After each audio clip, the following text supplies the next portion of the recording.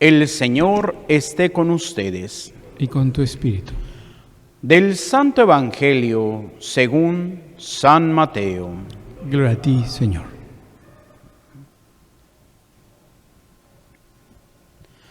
En aquel tiempo se hallaba Jesús con sus discípulos en Galilea y les dijo: El Hijo del Hombre va a ser entregado en manos de los hombres.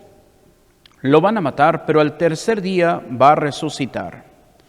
Al oír esto, los discípulos se llenaron de tristeza. Cuando llegaron a Cafarnaúm, se acercaron a Pedro los recaudadores de impuestos para el templo y le dijeron: ¿Acaso tu maestro no paga los impuestos? Él respondió: Sí lo paga. Al entrar Pedro en la casa, Jesús se adelantó a preguntarle: ¿Qué te parece, Simón? ¿A quiénes le cobran impuestos los reyes de la tierra? ¿A los hijos o a los extraños? Pedro le respondió: a los extraños. Entonces Jesús le dijo: por tanto los hijos están exentos, pero para no dar motivo de escándalo, ve al lago y echa el anzuelo. Saca el primer pez que pique, ábrele la boca y encontrarás una moneda. Tómala y paga por ti y por mí. Palabra del Señor. Gloria a ti, Señor Jesús. Nos sentamos brevemente.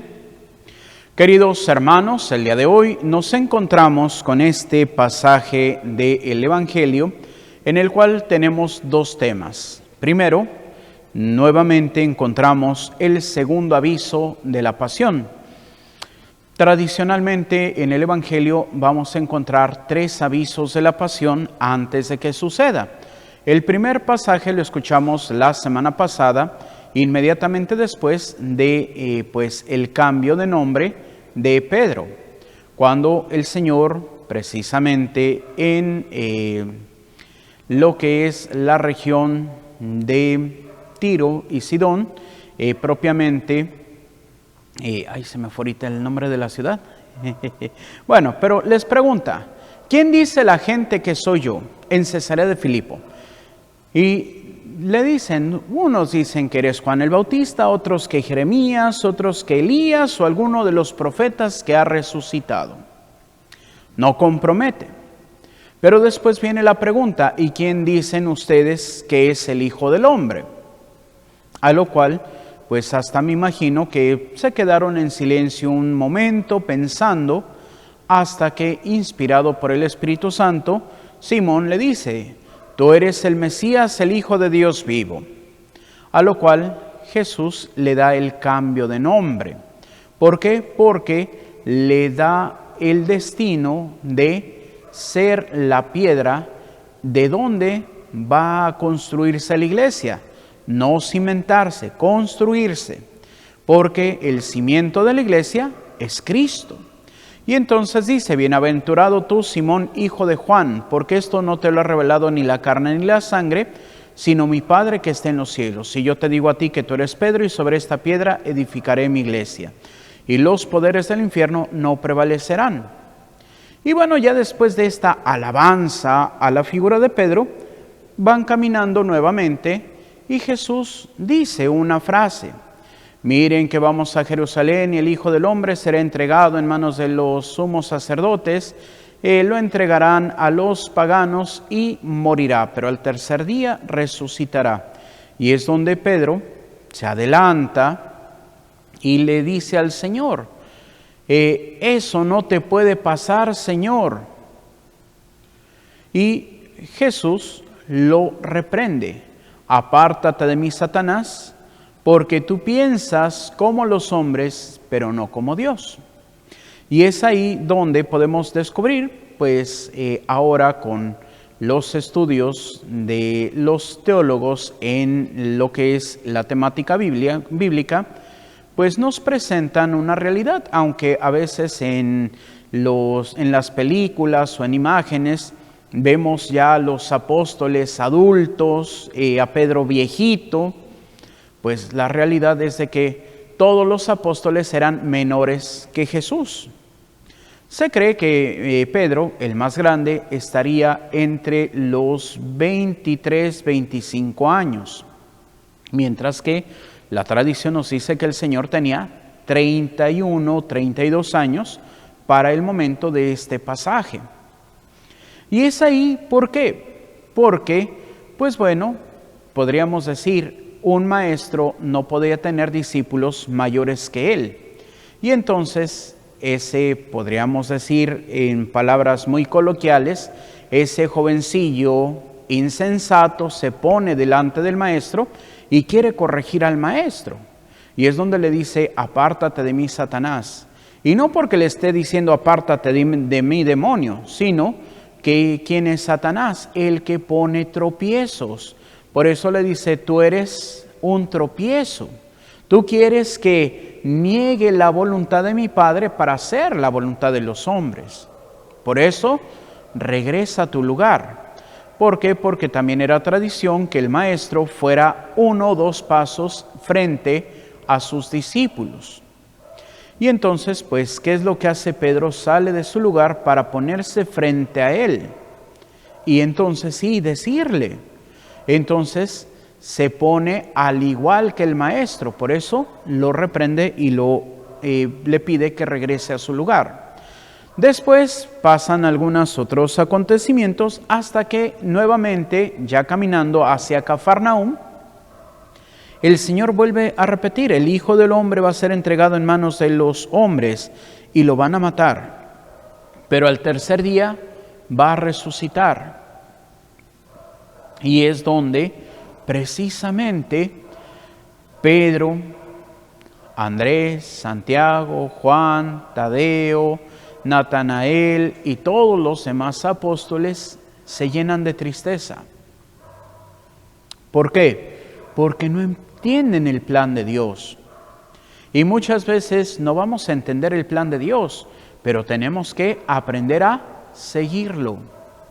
¿Por qué? Porque pues como dice Isaías 55:8, tus caminos no son mis caminos, ni tus pensamientos son mis pensamientos. Así como el cielo supera la tierra, así mis pensamientos superan tus pensamientos. Entonces, nosotros no alcanzamos a ver el final. A veces nos quedamos con, ay, Padre, es que tengo que sufrir porque mire, me está pasando esto y esto. Y a veces hasta renegamos de Dios. Ay, Señor, ¿por qué me mandas esto? No te apures, tú sigue caminando. Que es una frase célebre del Quijote de la Mancha. Cuando van Sancho Panza y el Quijote, pues van en sus corceles. Bueno, Sancho Panza en el burrito y pues el Quijote pues va en Rocinante, un caballo más flamélico que otra cosa, pero van. Y entonces los perros están ladrando y ladrando. ¿Y es por qué? Porque no encuentran la ciudad. Y es ahí donde Sancho le dice, van ladrando los perros. Y es donde le dice precisamente el Quijote, si le oyes ladrar los perros, es señal de que vamos avanzando. Y es ahí donde nosotros tenemos que aprender a confiar. Por eso, Salmo 22, el centro de todo el Salmo es, tu vara y tu cayado me dan seguridad. ¿Por qué? Porque es precisamente, aunque camine por cañadas oscuras, aunque camine por valles tenebrosos, nada temo. Y es aquí, ¿por qué temen los discípulos? Porque no han encontrado todavía o no han alcanzado todavía a descubrir verdaderamente a Jesús. Oiga, Padre, pero dijo que en el pasaje del llamado de Pedro le dijo que era el Mesías. Sí, pero ellos están todavía en un plano humano. Los discípulos todavía esperan que Jesús sea ese Mesías caudillo que venga a enfrentarse contra el pueblo de Roma, pero nada más alejado de la realidad. ¿Por qué? Porque el Señor no es un caudillo que viene a darle soberanía al Estado de Israel, sino el Señor es el Mesías espiritual que viene a liberarnos del poder de Satanás. ¿Y cómo lo va a hacer? Con su muerte y resurrección. Por eso el Señor les va avisando. ¿Para qué? Para que crean en Él, para que confíen en Él, para que su fe no desfallezca. Pero aún así, los discípulos, excepto Juan, en el momento de la prueba salen huyendo todos. Pedro sí lo va siguiendo, pero en el momento decisivo lo niega. ¿Por qué? Porque tiene miedo. Y podemos ver cómo el Señor va a ir preparando a Pedro, y en muchos momentos ese sentido va a ser el de: Pedro, te falta fe. Podemos recordar, pues, también la semana pasada, ese pasaje donde Pedro camina sobre el agua y de repente se hunde. Hombre de poca fe, ¿por qué dudaste? Y es ahí donde unos pasajes más adelante podemos encontrar a ese hombre del Evangelio. Apenas el sábado lo escuchábamos. Señor, pues mira, te traje a mi hijo, no han podido hacer nada tus discípulos. Si tú puedes, sánalo. Y el Señor le responde: ¿qué, no tienes fe? Y la frase de ese padre: Señor, yo creo, pero aumenta mi poca fe. Y es lo que hoy nos falta, pedirle al Señor que aumente nuestra poca fe. ¿Por qué? Porque a veces nos preocupamos de tanto, nos preocupamos de la vida, nos preocupamos del qué voy a tener, me preocupo del qué voy a comer, me preocupo de las situaciones. Y el Señor nos invita a confiar plenamente en Él. El Señor tiene su plan. Por eso, en cuanto llegan a Cafarnaúm, pues llegan los cobradores del impuesto para el templo. Oye, ¿y tu maestro no paga el impuesto o qué? Y Pedro sí lo paga. Y es ahí donde viene esta revelación. Oye, Pedro, ¿a quién le cobran el impuesto? ¿A los hijos o a los extraños? A los extraños. Y Jesús se revela como Hijo de Dios. Y no solamente Él, sino le dice también a Pedro. Obviamente, como dice San Pablo, nosotros somos hijos de Dios en el Hijo. Pero para ser hijos en el Hijo tenemos que ser hijos de Dios. Y podrán decir: ay, Padre, ¿cómo estuvo eso? Que tenemos que ser hijos en el Hijo, pero para ser hijos en el Hijo tenemos que ser hijos de Dios. Sí, porque dice San Pablo, los hijos de Dios son aquellos que se dejan guiar por el Espíritu Santo. Y viene la pregunta del millón: ¿qué tanto nos dejamos guiar por el Espíritu Santo? ¿Qué tanto nos dejamos conducir por la sabiduría divina? ¿O qué tanto buscamos nuevamente la humanidad? Y es ahí donde también San Pablo en su carta a los Colosenses dice que pues tenemos que ser miembros del cuerpo de Cristo, para que, siendo miembros, seamos hijos de Dios. En otras palabras, como lo decía un sacerdote español claretiano, Padre Severino María Alonso, en su libro de Vivir en Cristo, tenemos que ser el Hijo único de Dios en Jesucristo por obra del Espíritu Santo. Y entonces, ¿cómo vamos a hacer? Bueno, primeramente, por medio del bautismo. ¿Por qué? Porque con el bautismo nos unimos al cuerpo de Cristo. Pero no basta solamente ser bautizado, sino tenemos que aprender a vivir como Cristo vivió. Por eso, si nos llamamos hoy cristianos, es porque tenemos que ser como Cristo. Y algo que decían los padres de la iglesia: ¿qué tan cristificado estás? O sea, ¿cuánto has dejado a Cristo ser en ti? ¿Por qué? Porque la meta de todo cristiano es ser otro Cristo. O más bien, como dice ese canto de Gesed, que tenemos que ser nosotros, pero in persona Christi. En la persona de Cristo tenemos que ser cristianos. Tenemos que no hacer lo que yo quiero, sino lo que Cristo quiere. Por eso San Pablo dice: ya no soy yo el que vive, es Cristo que vive en mí. Y sí, podríamos decir todos: Padre, pero Cristo vive en mí desde el bautismo y desde mi primera comunión. Sí, pero ¿qué tanto lo dejas actuar? Sí, pero ¿qué tanto verdaderamente reproduces la vida de Cristo en tu vida? Y es ahí donde podríamos decir, ay, pues es que no lo hago tanto, obviamente. ¿Por qué? Porque nos sigue ganando el mundo, nos sigue ganando nuestra humanidad. Por eso, para poder vivir realmente en Cristo, tenemos que decir como Juan el Bautista, conviene que Cristo crezca y yo disminuya. ¿Y cómo lo voy a hacer? Empezando a vivir como Cristo vivió. Por eso Cristo se hace hombre, para enseñarnos a vivir. Por eso decía San Agustín, que para ser verdaderamente cristianos tenemos que ser verdaderamente humanos. Porque si Cristo es el hombre perfecto, mientras más humano sea, más cristiano voy a ser. Porque más me voy a parecer a Cristo. ¿Y en qué entra la humanidad? En ser amoroso, en ser misericordioso, en ayudar al que te necesita, en evitar el mal, el buscar el bien, etc. Como dice un pasaje, uno de los prefacios del misal, porque Cristo pasó haciendo el bien, cosa que repite de precisamente la carta de San Pedro. Cristo pasó haciendo el bien. Y nosotros podríamos preguntarnos, ¿qué tanto bien hacemos? ¿O qué tanto mal hacemos? O peor tantito, ¿qué tanto bien dejamos de hacer? Porque a veces podemos decir, Padre, yo no soy malo, no robo, no mato, pero tampoco hago el bien. Entonces es peor tantito. ¿Por qué? Porque como dice el Apocalipsis, ojalá fueres tibio o caliente, porque a lo tibio lo vomito.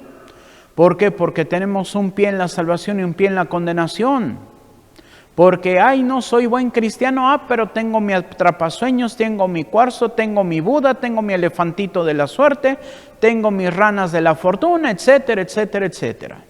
Entonces, no podemos decir que somos buenos cristianos. ¿Por qué? Porque vivimos en el mundo y entonces no vivimos como hijos de Dios. No vivimos como Cristo nos enseñó. Por eso es un esfuerzo de día a día por vencerme a mí para hacer lo que Cristo quiere. Y es ahí donde podemos ver hoy a esta jovencita, Santa Clara, que a los 18 años se une ya libre y totalmente, pero desde antes ya estaba ahí viendo a San Francisco y siguiéndolo. Y es cuando se convence para tomar la vida de San Francisco. Y sí, primeramente aquí dice que se refugia en una casa abandonada cerca de la capilla de San Damiano, pero antes San Francisco la va a tener que llevar con unas monjas, ¿para qué? Para que la cuiden. Y es ahí donde se va a empezar a formar también la orden de Santa Clara. Las primeras franciscanas, sí, porque comparten el sentido de vida de San Francisco, comparten la misión de San Francisco, pero, pues bueno, en la figura de Santa Clara, una mujer que como San Francisco lo deja todo por seguir totalmente a Dios. Pero no son los únicos. ¿Por qué? Porque a veces podemos pensar, ay, es que como Santa Clara tengo que abandonar todo. No. Una frase muy bella del Papa León XIV para los jóvenes: aspiren a cosas grandes, sean santos ahí donde están, no se conformen con menos. ¿Qué quiere decir? Que la santidad es lo que tenemos que aspirar y no podemos decir, ay, no, es que yo nada más quiero ser medio santo. No, o eres santo o no eres santo. Pero si no eres santo, no estás aspirando a lo mejor que el Señor te pide. Por eso la santidad no es de que te metas a un convento, la santidad no es de que te pases la vida haciendo oración, no. Es vivir la vida intensamente como Cristo vivió. Y es aquí donde hay veces que, ay, no, es que voy a ponerme a hacer todos los días 20 horas de oración. No, ¿de qué te sirve hacer 20 horas de oración? Si no compartes la vida de Cristo. Y podrán decir, ¿cómo, Padre? ¿A poco Cristo se pasó todo el día haciendo oración? No, Él tenía la mañana y la noche para hacer oración y lo demás servicio. Curaba enfermos y liberaba a los oprimidos por el diablo, predicaba, hacía su día a día normal. Y de igual manera nosotros tenemos que hacer nuestro día a día normal, en la escuela, en el trabajo, haciendo las compras en el supermercado, pues platicando con los amigos, etc. Nuestra vida tiene que ser un reflejo de Cristo. Ay, padre, pero es que ¿cómo si me voy a ir de fiesta con mis amigos? ¿Y ustedes creen que Cristo no se fue de fiesta? Las mismas bodas de Caná era una fiesta. Cuando le hacen el banquete por la resurrección de Lázaro, ¿no era una fiesta? Cuando le llama a Simón a su casa para invitarlo a comer, ¿no era una fiesta? Ah, pero tengo que comportarme como Dios manda. No voy a ir a la fiesta y embriagarme y hacer degeneración y media. No, puedo ir a una fiesta sí, pero vivir como Cristo vivió. Ay, padre, pero es que yo quiero ir a ver al fútbol. Ve a ver el fútbol, pero velo como si Cristo estuviera viendo el fútbol. Ay, padre, pero es que me quiero ir a comer con los amigos y, ay, ¿qué tal si me invitan una cervecita? Tómate la cervecita y ve a comer con tus amigos, pero hazlo como Cristo lo hubiera hecho. Es ahí donde yo les pregunto muchas veces a las personas, ¿es malo el vino, la cerveza, el whisky? No. ¿Qué es lo malo? Que no tenemos control. Y entonces empiezo con uno y termino con el cartón. Ahí ya no te pases. Es ahí donde está la templancia. Es ahí donde nosotros tenemos que aprender a vivir el plan de Dios. Y viviendo el plan de Dios, entonces, ahora sí que como dicen, otro gallo cantará. Porque podremos ser testimonio de Cristo en nuestra vida. ¿Qué es lo que nos pide San Pedro? Vivir como Cristo vivió. Por eso dice, pasó haciendo el bien. Y nosotros también tenemos que pasar haciendo el bien. Tenemos que aprender a vivir toda nuestra vida con intensidad. Y a veces, hoy pues en esta fiesta franciscana por Santa Clara, tenemos que recordar el consejo de San Francisco a todos los franciscanos, cuando dice, prediquen siempre, y si necesitan, hablen. Y esto lo podemos ver en las florecillas, cuando va con un hermano y dice, vamos a predicar a la plaza. Y pues le dan una vuelta, le dan otra vuelta, le dan una última vuelta y ya van de nuevo al cerrarse al convento. Y el hermano, oiga hermano Francisco, ¿y a qué horas vamos a predicar? Ya predicamos. Que tu vida sea tu predicación. Ahora sí que como se dice con los alimentos, somos lo que comemos. También en la vida espiritual somos de lo que nos alimentamos. Y es ahí donde tenemos que preguntarnos, ¿cuál es mi alimento? ¿Es Cristo o es el mundo? Por eso hoy es difícil vivir cristianamente. Y dirán, padre, ¿por qué? Porque hoy el mundo nos engancha fácilmente.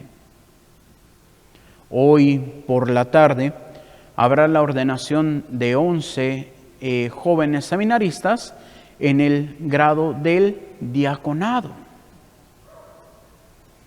Y bueno, yo nada más hablando con mi párroco el día de ayer le decía, ay padre, pero a ver cómo está. Y así como que, ¿por qué? Le digo, ¿no ve que mañana es el concierto de la Shakira? ¿Y cuántos van a hacer ahí su revolución en todo Zona Río para ir con la Shakira? ¿Y las ordenaciones diaconales? Bien, gracias. Es ahí donde nosotros tenemos que tener ese tesón de los santos, de renunciar al mundo, de renunciar a lo que no precisamente sea malo, pero no es lo mejor. San Pablo dice, aspiren a los bienes mejores, donde está Cristo. O sea, los bienes celestiales. Pero hoy el mundo, no, es que tienes que tener el celular de esta marca, tienes que vestirte de esta marca, tienes que hacer esto, tienes que hacer el otro. ¿Y para qué? A fin de cuentas, cuando seguimos al mundo, siempre va a haber ese vacío. Nada no lo va a llenar.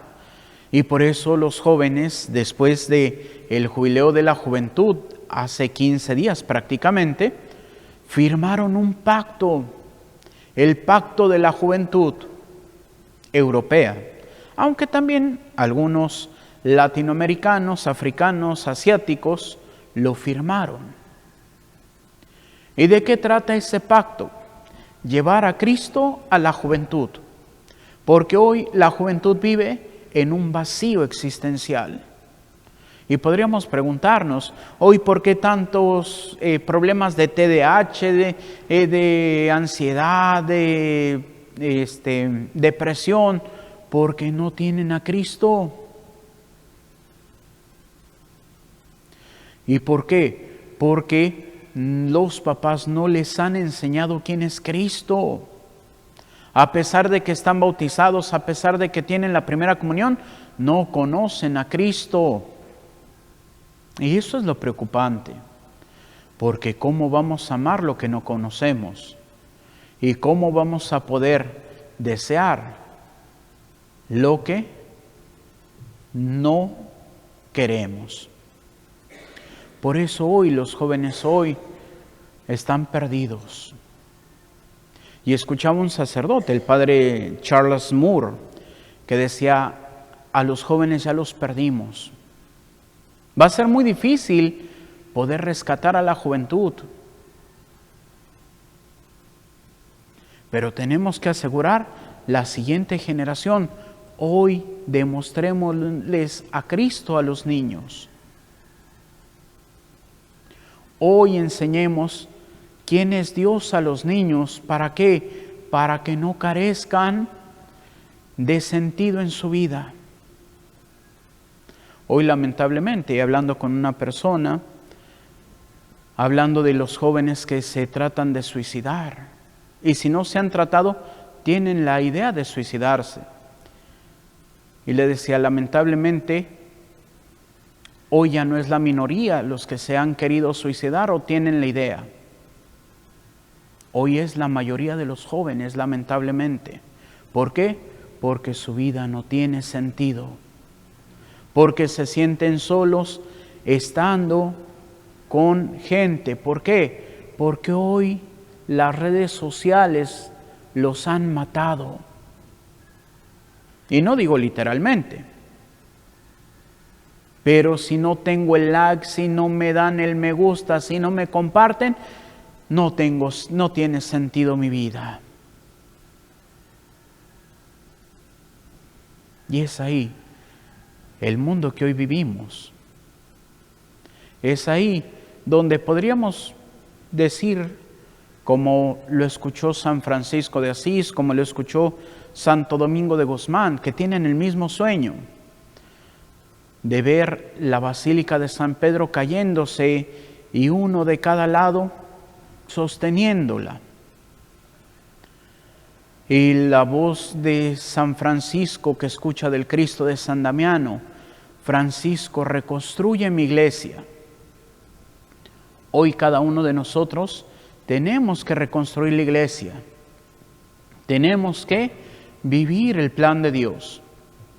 Tenemos que vivir como tantos santos han pasado en esta vida, venciendo su humanidad, venciendo sus defectos para poder vivir el plan de Cristo. Por eso, en lo particular, no me gusta ver películas de santos. Y dirán, Padre, ¿por qué? Porque muchas veces para, pues ahora sí que engrandecer su santidad, pues los ponen muy inalcanzables. Desde niño ya casi hablaban con Dios y con los angelitos y con la Virgen María. Yo digo, no, pues yo nunca he hecho eso. Entonces, en lugar de ser un modelo, digo, no, pues así, ¿cuándo voy a ser santo? Por eso una película que aquí las monjitas no les gustó y a mí me encantó. La de Santa Bernadette Soubirous, la vidente de la Virgen de Lourdes. Una muchacha rebelde, desobediente. Y yo dije, esa vida sí me gusta. ¿Por qué? Porque veo sus defectos y a pesar de sus defectos pudo llegar a la santidad. Ah, bueno, pues ya me da esperanzas de que si ella tan mala que fue, llegó a la santidad, ¿por qué yo no? Sí, ciertamente, como muchos sacerdotes, su novia espiritual es Santa Teresita del Niño Jesús. Y yo digo, no, ella es mi cuñada, yo me enamoré de la hermana. ¿Por qué? Una monja que hizo política, que se brincó muchas reglas. ¿Para qué? Para tener el poder. Pero gracias a todo eso, hoy conocemos la vida de Santa Teresita. ¿Por qué? Porque la hermana, cuando llegó a superiora, la obligó a escribir su diario del alma. Y hoy conocemos a Santa Teresita gracias a la hermana. Dios se vale también de las cosas malas. Pero sí, siempre y cuando nos va a llamar a que cambiemos. Por eso, aquel viejo dicho que dice, Dios escribe recto en los renglones torcidos. ¿Por qué? Porque el Señor nos invita a la conversión. El Señor nos invita a cambiar. ¿Podemos hacerlo? Sí, siempre y cuando nosotros estemos dispuestos. ¿Podemos encontrarlo? Sí, siempre y cuando nosotros estemos dispuestos a buscarlo. Por eso hasta el Señor mismo dice, el que busca encuentra, al que toca se le abre y al que pide se le da. Entonces, no es Dios el que no ha buscado la santidad de nosotros. Nosotros somos los que no hemos buscado la santidad de Dios. Por eso, hermanos, hoy, como Santa Clara, San Francisco, Santo Domingo de Guzmán, San Pedro Nolasco, fundadores, o como San Buenaventura, Santo Tomás, San Ramón Nonnato, sus discípulos. Tenemos que hacer el compromiso de dejar de ser nosotros para que Dios sea en nosotros. Para que un día, como San Pablo, podamos decir, ya no soy yo el que vive, es Cristo que vive en mí. Para que dejemos de ser extraños y seamos el Hijo único de Dios en Jesucristo por obra del Espíritu Santo. Que así sea para gloria de Dios Padre, Hijo y Espíritu Santo. Amén. Y vamos a hacer nuestra oración de San Carlos de Foucauld. Padre, me pongo en tus manos, haz de mí lo que quieras, sea lo que sea, te doy las gracias. Estoy dispuesto a todo, lo acepto todo, con tal de que tu voluntad se cumpla en mí y en todas tus criaturas. No deseo más, Padre, te confío mi alma, te la doy con todo el amor de que soy capaz, porque te amo.